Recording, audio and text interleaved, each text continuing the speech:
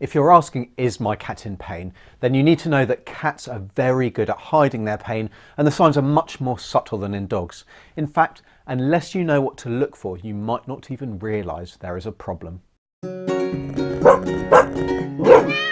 Hi, I'm Dr. Alex from ourpetshealth.com, where I'm all about keeping you and your pet as happy and healthy as possible. Now, pain is clearly something with the potential to seriously compromise your cat's quality of life. While there is so much we can do to relieve pain and make our cats comfortable, we need to first recognise the signs of pain in cats.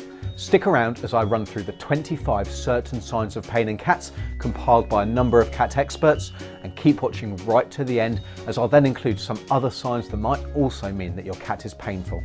Is your cat in pain? Well, if they're showing any of these signs and symptoms, you should definitely get them checked out by your vet. So number one sign is lameness, and this one is obvious.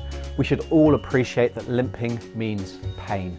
It could be something that's come on suddenly due to a fall, other trauma, or a cat bite. It could also be due to something like arthritis, although limping is often only present when their arthritis is very bad.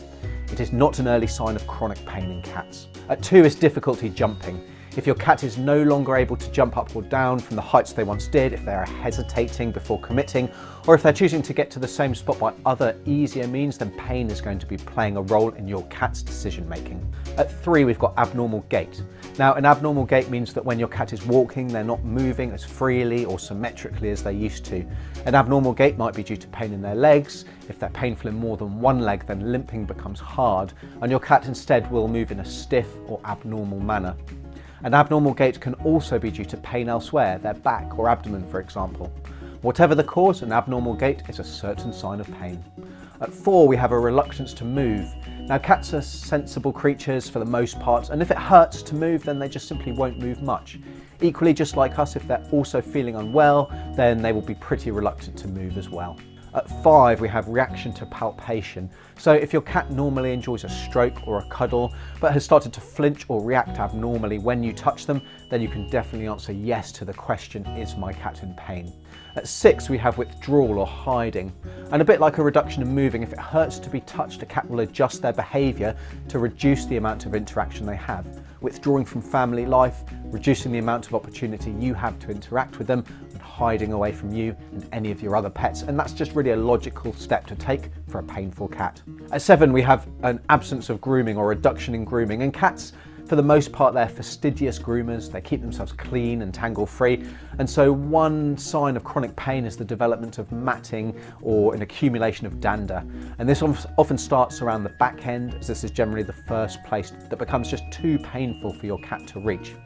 And you'll have noticed by now that there's a trend that if it hurts to do something, then a cat will simply stop doing it. And grooming is one such thing. At 8, we have playing less. So with everything you've heard already, you won't be surprised to hear that a painful cat is not a playful cat. At 9, we have an appetite decrease, and quite simply, a painful cat will not want to eat as much as they normally might.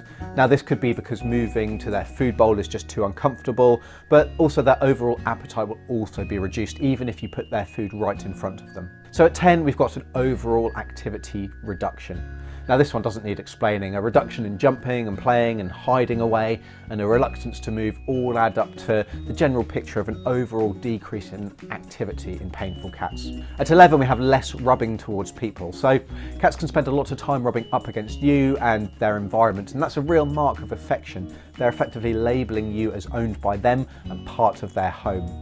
It is, though, quite an active process, so you guessed it, your cat will spend less time marking their home environment if they are in pain. At 12, we've got changes in general mood, so unsurprisingly, be it acute, sudden or chronic pain, its presence has the potential to cause depression, anxiety and other changes in mood, and changes in temperament are just the same. So a normally placid cat might become aggressive when they're in pain, and that's number 13. At 14, we have a hunched up posture. So a hunched up posture in cats is quite common when there's a painful abdomen, for example, or even their back. And that's something that might be more minor, like a simple stomach upset, or something more severe, something like a septic peritonitis, which is really dangerous.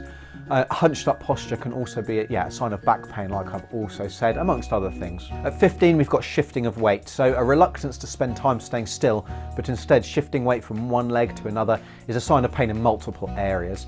And it'll become more and more uncomfortable in one position, and after a time your cat will shift their weight to let that painful area rest before repeating the process over and over again. At 16, we have licking a particular body region. So cats can't rub an area like we do when we hurt ourselves, and instead they'll focus on the sore area, licking it a lot. Now, being itchy can clearly also be a sign of or a cause of excessive licking, but licking due to itchiness, it normally spreads to other areas rather than remain focused on a single spot. At 17, we've got lower head posture. It's almost as if things become too much and the effort to carry the head normally is just too great. Cats in pain may keep their head lower and close to the ground. At 18, we have blepharospasm, and this is the description of a cat closing their eye, being unable to or unwilling to open it fully, as well as potentially blinking very frequently. So they're holding their eye kind of really closed and squinting, and it's a sure sign of eye pain. The most common cause being an infection or an ulcer. It could be a foreign body, so like a grass seed or something as well, but don't mess around with eyes. If there's an ulcer, then they can get really bad really quickly, and if you see your cat holding their eye closed, you need to get them checked over by your vet. Now at 19 is straining to urinate. Straining to urinate is a sure sign of a problem within the urinary tract, and this might be cystitis, which is actually rarely due to infection in cats, or something like a bladder stone or even cancer. And all of these diseases will be associated with inflammation and so pain. Now, cystitis can even result in an emergency blocked bladder. So again, a trip to the vets is in order, and I've got a video all about this that I'll link up here. At 20, we have tail flicking. So you might notice your cat tail flicking when they're about to pounce, but this is very different to the tail flicking that will take place when your cat is in pain. So they'll be still, they won't be engaged in any play or hunting-like behavior, so the situation will be different. Right, the last 5 signs of pain in cats are rare in mild, low levels of pain, but become more common as pain levels increase. And 21 is a change in form of feeding behaviour. So you really need to know your cat's eating habits for this one. Are they only eating at night when they used to eat throughout the day, for example? A change like this is not exclusive for pain. Senility, for example, might be another cause, but asking if your cat is in pain is definitely something to rule out. So at 22, in the signs of pain in cats is avoiding bright areas. So in severe pain, especially when more chronic in nature, our bodies, they can become hypersensitive to any stimulation, even light, and this might make your cat seek darker areas, also quieter areas. It is important to note though that also many eye conditions can cause similar behaviour where they're kind of afraid or uncomfortable in light. At 23, we have growling. So some cats will growl normally when they're not happy, and if this is the case, then growling is not a reliable symptom of pain in your cat.